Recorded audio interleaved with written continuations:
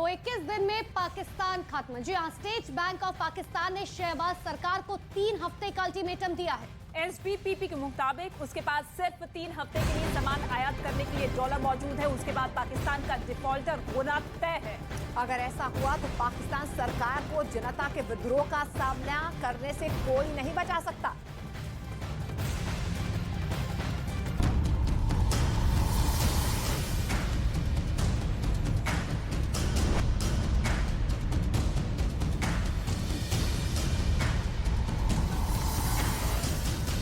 सालों तक अपनी बदहाली छिपाने के बाद अब पाकिस्तान ने पूरी दुनिया के सामने कबूल कर लिया है कि वो अब कंगाल हो चुका है।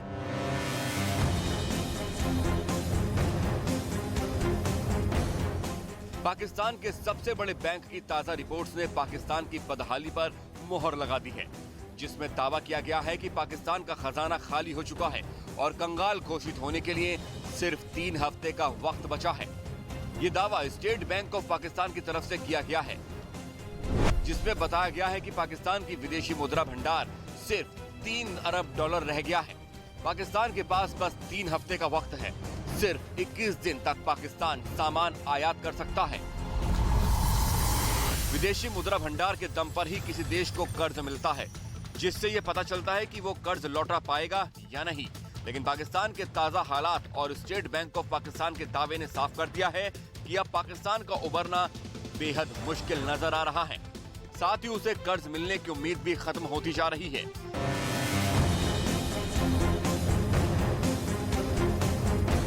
पाकिस्तान में खाने पीने की चीजों की डिमांड और सप्लाई के बीच संतुलन इस कदर बिगड़ गया है कि कीमतों पर नियंत्रण के बावजूद खुले बाजारों में चीजों के दाम आसमान छू रहे हैं।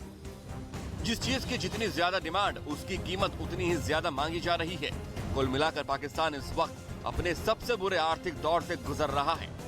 वहाँ के लोग एक एक रोटी के लिए तरस रहे हैं। दूध, फल, सब्जियों के दाम आसमान छू रहे हैं। पाकिस्तान में हालात ये हो गए हैं कि वहाँ लोगों को 2 से 3 दिन के इंतजार के बाद आटा मिल रहा है। इससे लोगों की भूखे पेट सोने तक की नौबत आ गई है। तो 3-3 दिन तो आटा मिल नहीं रहा। गली मोहल्ले से दूर जाना पड़ता। फलाने वो पता चल रहा है जी लक्ष्मी चाहे उधर ट्रक लगा हुआ है, उधर जाके लाइन में लगे, दिहाड़ी भी तोड़े। अपनी गुर्बत और बदहाली पर पाकिस्तान के लोग अब खिसियाने लगे हैं और भारत का हवाला देकर कहने लगे हैं कि वहाँ हमारा मजाक उड़ाया जा रहा है। हमारा जो हमसाया मुल्क है भारत, वो हमारा मजाक उड़ा रहा है। वो कह रहा है कि उनकी जो मीडिया दिखा रही है, वो ये दिखा रही है कि देखे पाकिस्तान की अवाम जो सी है कैसे धक्के खा रही है आटे के पीछे। पाकिस्तान में बढ़ती महंगाई के बाद आलम यह है कि लोगों को अपना सामान बेचकर बिल चुकाना पड़ रहा है। बिल इतना आया हुआ है, वो अपने फोन बेच के बिल पे कर रहे हैं। पाकिस्तान में तो अब ये मांग उठने लगी है कि मुल्क की बागडोर चीन के हाथ में सौंप देनी चाहिए। लोगों को भरोसा है कि चीन सब ठीक कर देगा। चाइना को ये हुकूमत मुल्क दे दें, ये देखें 1 महीना अभी बहुत ज्यादा है, ये मुल्क सीधा हो जाएगा। जब पाकिस्तान की आवाम अपने हुक्मरानों की रईसी देखकर चिढ़ रही है। लोगों का कहना है कि नेता जनता के पैसे पर अय्याशी कर रहे हैं। इंडिया देख लें कहां से कहां पहुंच रहा है। उन्होंने टेक्नोलॉजी, हाइब्रिड, हर चीज बनाना शुरू कर।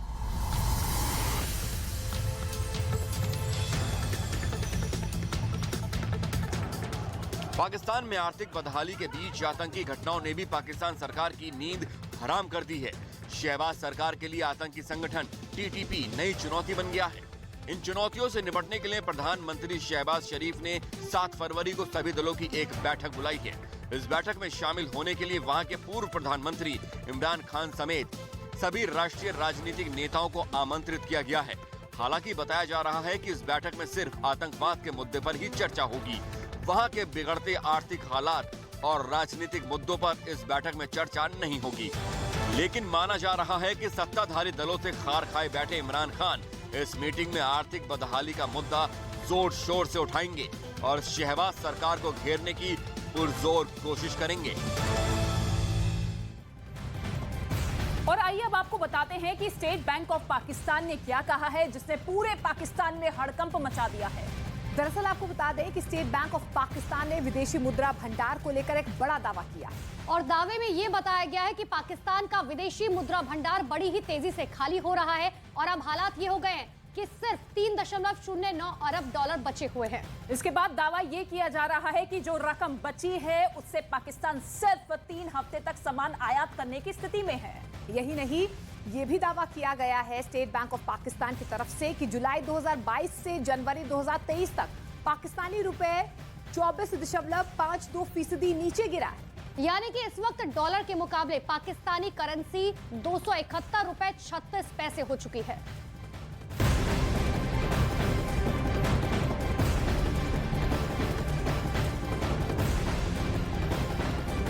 और पाकिस्तान के कंगाल होने की वजह से लगातार अब लोगों का गुस्सा जो है भड़कता हुआ नजर आ रहा है। अपने अपने तरीके से मुश्किलों से निपटने की यहाँ पर लोग कोशिश भी कर रहे हैं। पाकिस्तानी मीडिया की रिपोर्ट के मुताबिक लाहौर में एक आदमी अपनी नई मोटरसाइकिल बेचने चला गया।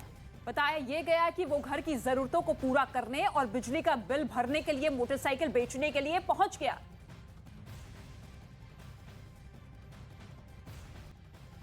तो पाकिस्तान में खाने पीने की चीजें कितनी महंगी हो गई हैं और आज उनकी ताजा कीमतें क्या है, ये आपको समझाते हैं। दरअसल हर एक चीज जो है आम जनता से दूर होती हुई नजर आ रही है। सबसे पहले आटे की बात की जाए, जो आटा है वो 150 रुपए किलो बिक रहा है। दूध 226 रुपए लीटर।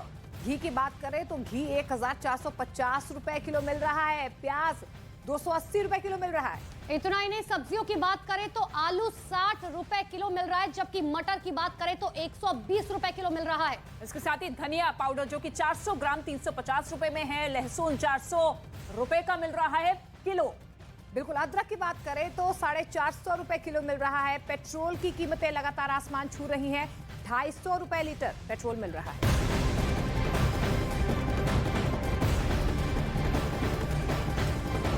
तो पाकिस्तान में खुले मार्केट के बाद अब सरकारी नियंत्रण वाली दुकानों पर भी खाने पीने की चीजों के दाम बढ़ गए हैं। इससे पाकिस्तान की जनता को बड़ा झटका लगा है, क्योंकि जनता को इन्हीं दुकानों पर थोड़े सस्ते सामान मिल जाते थे।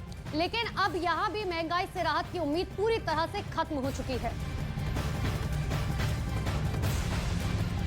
पाकिस्तान में सिर्फ हवा और पानी छोड़कर सब महंगा हो चुका है। सब कुछ जनता की पहुंच से दूर होता जा रहा है। आलम यह है कि लोग झोला लेकर सब्जी मार्केट जाते हैं और सब्जियों के भाव जानकर खाली हाथ वापस चले आते हैं। पाकिस्तान में खुले मार्केट में महंगाई बेकाबू है, जिसकी वजह से लोग सरकारी दुकानों पर राशन लेने पहुंचते थे, लेकिन अब सरकार का खजाना भी खाली हो चुका है। लिहाजा सरकार ने कई जरूरी चीजों की कीमतों में इजाफा कर दिया है।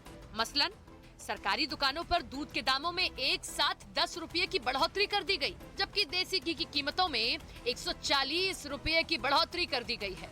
और इसके अलावा नहाने का साबुन, धनिया, मसाला, मैक्रोनी और अचार का स्वाद भी बड़े दामों ने बिगाड़ दिया है। भयानक आर्थिक संकट में फंसे पाकिस्तान में महंगाई ने सारे रिकॉर्ड तोड़ दिए हैं। 1975 के बाद आज के दौर में पाकिस्तान में सबसे ज्यादा महंगाई है। पाकिस्तान में खाने पीने की चीजों के बढ़े दामों के पीछे 2 वजहें हैं।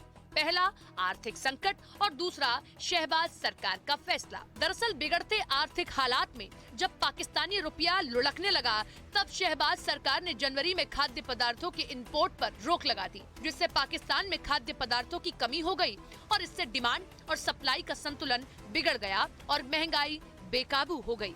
मुझे इस बात का इल्म है कि पाकिस्तान में महंगाई है, बिजली महंगी है, रोटी महंगी है, गैस महंगी है, आटा महंगा है, तेल महंगा है। मुझे एहसास है, ना सिर्फ ये कि मुझे एहसास है, मेरे दिल को तकलीफ है इस बात की। जब आपके घरों में परेशानी आती है तो उससे बड़ी परेशानियां हमारे दिल पे आती हैं। नवाज शरीफ इस बात से लंदन में परेशान हैं। ये मुश्किल फैसले जो आज करने पड़ रहे हैं, हमें जरूर ये देखना चाहिए कि ये मुश्किल फैसले जो इस मुश्किल हालात में आज मुल्क आ गया है, जो हचकोले खाता है ये मुल्क, ये क्यों आ गया है? जिन 4 साल से 2018 से लेकर 2022 तक जिन हालात से मुल्क गुजर कर आया, शुक्र करो पाकिस्तान बच गया है। शुक्र करो पाकिस्तान तबाही के धाने तक पहुंचकर वापस आ गया है, वरना ये तो अगले 12 साल का भी प्लान बनाकर बैठे थे मेरे भाइयों। और जिन्होंने 4 साल में मुल्क का ये हाल कर दिया, सोचो अगर वो 5 का टोला यहाँ पर बैठा रहता तो अगले 12 साल में पाकिस्तान का क्या हाल हो जाता, जानते हो ना? पाकिस्तान में पिछले साल उपभोक्ता कीमतें 13% पर थीं और इस साल ये आंकड़ा 27.6% तक पहुंच गया। पाकिस्तान इतना कंगाल हो चुका है कि वो अपनी जनता का पेट तक नहीं भर पा रहा है। आटा, घी और चीनी सब पर सब्सिडी देने के बाद भी ये आम लोगों की हैसियत से बाहर की चीजें हो गई हैं। उधर भारी भरकम सब्सिडी से पाकिस्तानी सरकार का दिवाला निकल रहा है। न्यूज़ 18 इंडिया की web series FIR number 208 streaming today.